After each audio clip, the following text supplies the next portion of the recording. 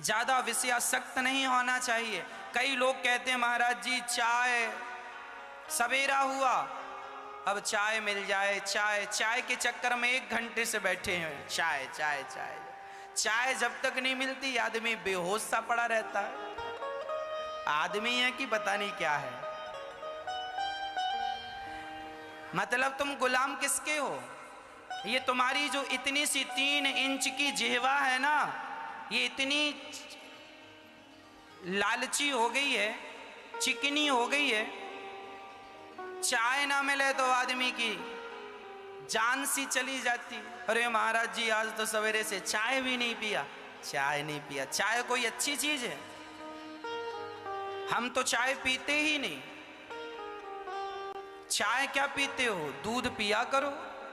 चाय क्या पीते हो? जूस पिया करो, रस पिया करो।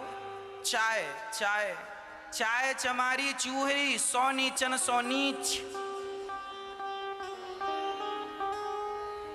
हाँ मैं तो पूर्ण ब्रह्म थी, चाह न होती बीच। ये चाह ही सबकी झंझट है। आज हिंदुस्तान में सबसे बड़ी बीमारी है चाय की। आदमी चाय के चक्कर में आधा घंटा लेट पहुंचता है अपने काम पर। आधा घंटा 30 मिनट की कीमत क्या है लोगों को पता नहीं। 1 कप चाय के लिए 30 मिनट खराब करते हैं। किसी के घर जाओ शादी का कार्ड देने, भैया ये शादी का कार्ड ले लो, या कोई भी इमरजेंसी काम है, 10 घर जाना है आपको, तो घर वाले बैठो बैठो चाय पी के जाना, चाय पी के जाना। अच्छा ठीक है बैठे, कितनी देर? अभी चढ़ी है। चाय के चक्कर में आधा घंटा बिगड़ता है, हाँ या ना? चाय के चक्कर में आधा घंटा बिगड़ता है।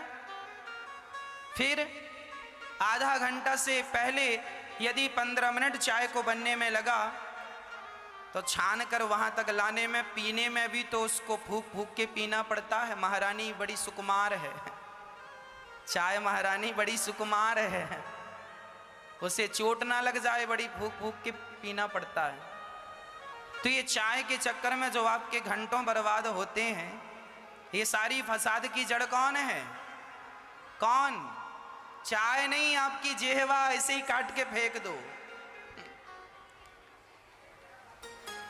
यदि आपकी जिह्वा राम राम जपती है, आपकी जिह्वा राम नाम की आदि है, तब तो ठीक है। हम प्रार्थना करते हैं अपनी जिह्वा को केवल राम नाम का आदि बनाना, भगवान की कथा का आदि बनाना, विषयों का आदि ना बना लेना, नहीं तो कल आपको ही रोना पड़ेगा। इससे किसी का नुकसान नहीं है। इतने ऐसे ऐसे लोगों को हमने देखा है जिनको शुगर की बीमारी है, 400 शुगर है, पर चाय नहीं छूट रही है। पता है कि शुगर बढ़ेगी तो मर जाएंगे, पर चाय से इतना प्यार है छूटती ही नहीं। मर जाएंगे पर चाय नहीं छोड़ेंगे। अब ले ये सिद्धांत लोगों के हैं। इसलिए आपका सबसे बड़ा दुश्मन कौन? आपकी जिह्वा। यदि राम नाम जपती है आपकी जिह्वा, भगवान की कथा सुनाती है आपकी जिह्वा, तब तो आपकी जिह्वा सफल है। यदि सिर्फ ये विषयों की लंपट हो गई है तो आपकी जिह्वा व्यर्थ है। ऐसे लोगों की जिह्वा को भगवान अगले जन्म में कैंची से बीच से काट कर भेजता है, और फिर वही लोग बरसात में टर टर टर करते रहते हैं। आपकी जिह्वा से आपने क्या किया? सिर्फ चाय पिया। चाय के लिए पत्नी से झगड़ा और समय से चाय नहीं बना सकती।